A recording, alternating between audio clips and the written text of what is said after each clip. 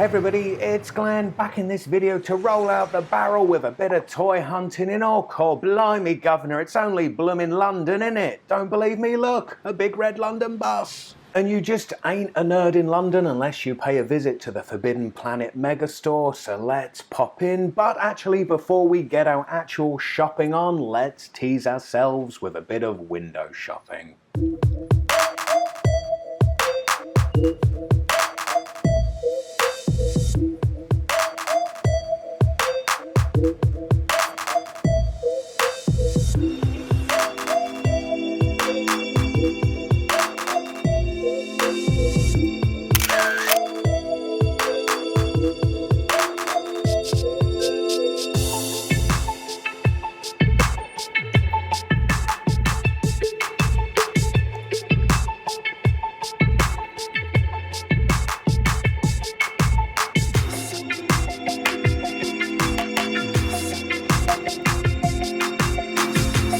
So I've got my wheelie basket in hand just in case I lose control and end up on a spending spree, but I don't have the budget to splash out on anything in this display case, but let's not let that stop us from drooling all over it.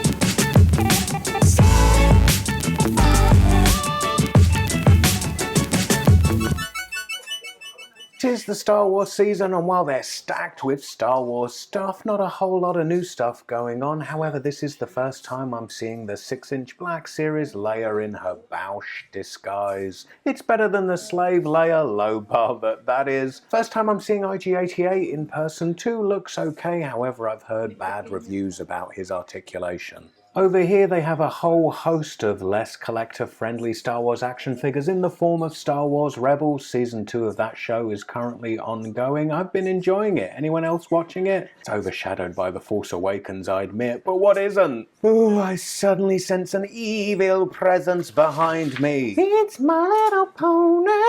Now checking out NECA goodies, they've got a whole heap of Pacific Rim stuff going on here. Anybody collecting these 8-bit redecos of NECA's action figures? Now I admit it's not really floating my boat, but then I'm not one to knock a bit of classic nostalgia. Then below those, there's another fad that's passed me by in the form of Funko's reaction figures, and there's NECA's Alien Queen. I've seen a red redeco of that, much like this Xenomorph warrior we see here. I believe it's from a comic book or video game, but to me looks more like it's been boiled in the pot of a seafood restaurant. Some Buffy reaction figures. I think Funko would be better served breaking out the Buffy Legacy Collection. That is, as long as they don't fall apart in our hands like much of Funko's Legacy Collection. I'm seeing this Commando for the first time. Hang on, that's just Dutch from Predator, in a different box. Jesus Christ! Oh, and speak of the devil, and the devil shall appear, as they say. There's some Godzilla and more Godzilla, but no Godzuki. Moving on to Marvel, and they have more Marvel selects than you'll see in one place, unless you visit China to whatever factory makes them, I suppose. Now, I'm not in urgent need of any. If I had money burning a hole in my pocket, I might pick up that Colossus. That Deadpool 2 is looking much more tempting with the movie coming soon. I'll check out the rest of the store, and if it doesn't have anything else for me, I'll come back and get those two. Let's check out the Marvel Legends, which I have them all. However, I am itching to buy some Marvel Legends. Feels like it's been a while. Seems Hasbro have sidelined those in preference for all their Star Wars The Force Awakens stuff. It's strange looking at some of these prices. Forbidden Planet has long had a reputation for being kind of pricey. It's a collector's store, and boy do they like to squeeze every last penny out of us. But some of these prices are cheaper than a mass retailer like Toys R Us. That's a strange twist of fate. And of course they have Marvel Legends poorer cousin, the 3 3/4 inch figures, which I think new lines of those are due soon. If you want a big Deadpool head, there's one. I think that's a money bank, as are these busts down here. Ooh, over here now, this has caught my eye, these Marvel character key rings. I've saved a couple of those up for Blind Bag Bonanza, yet this here seems to be a series I've never seen before. So that's going straight in my basket. Speaking of Blind Bag Bonanza, they have a whole host of vinyl titans, Breaking Bad, Buffy, Ghostbusters, Alien, all of which I've featured. Yellow Submarine, Sherlock, not that interested. Here are some Funko's mystery minis. Again, nothing new to my eye that makes me want to snap it up. And then it looks like these are Kid Robot vinyl blind boxed figures down here.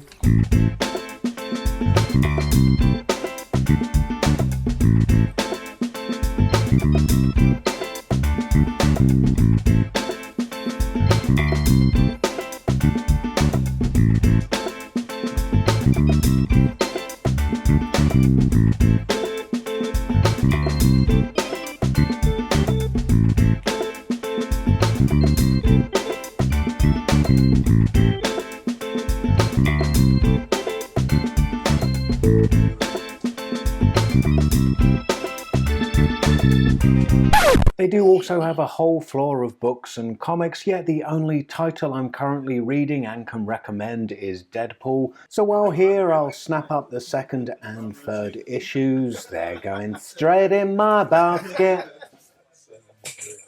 Now, I like to make mine Marvel and don't really do DC, but if I did do DC, I'd do these DC Batman animated series figures, as about the only time I've dipped my toe into DC is the 90s Batman animated series. Good times. But if DC does float your boat, then here's a flash of more DC action figures in the form of DC icons. And also up here we have the Diamond Select action figures from the Gotham TV series. Is that still going? I only ever hear about it when people are complaining about it on Facebook and the like. And needless to say, I don't think there's a collectible store right now on the planet that isn't stocking one pop for every person in the human population. It's quite the craze, not that I myself am immune, of course. I've reviewed the black costume Spider-Man and Venom over here. Actually, this is the first time I'm seeing the Underground Toys exclusive Carnage and also their exclusive Anti-Venom.